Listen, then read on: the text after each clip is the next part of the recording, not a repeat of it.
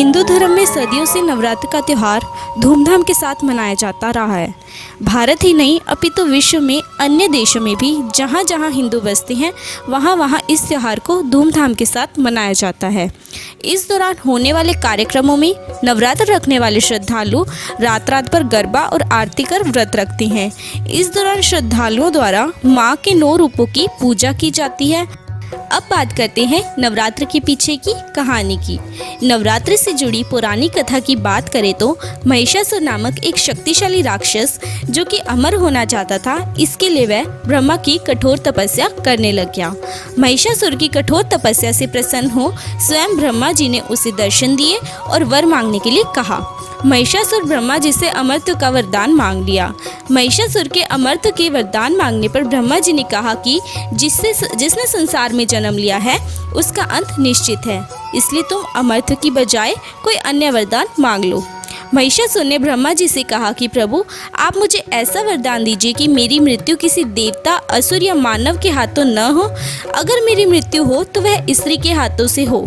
ब्रह्मा जी ने महिषासुर को यह वरदान दे दिया और महिषासुर राक्षसों का राजा बना और देवताओं पर आक्रमण कर दिया। महिषासुर के आक्रमण से देवताओं में घबराहट पैदा हो गई और उन्होंने भगवान शिव और विष्णु का भी साथ लिया, लेकिन महिषासुर के सामने इन सब की एक न चली, जिस वजह से देवलोक पर महिषासुर का राज स्थापित हो गया।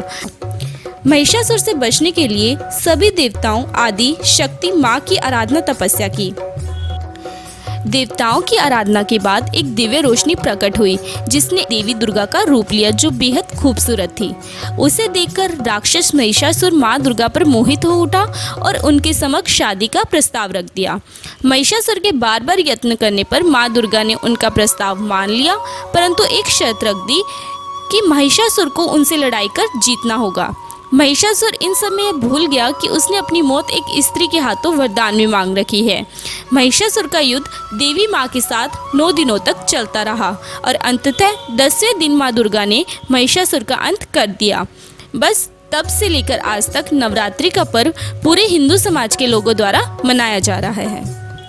देश विदेश से और आपके इलाके से जुड़ी खबरों तथा अन्य रोचक जानकारियाँ प्राप्त करने के लिए हमारे YouTube चैनल को सब्सक्राइब करें और घंटी के निशान को दबाएं ताकि आगामी अपडेट्स की जानकारी आपको मिलती रहे।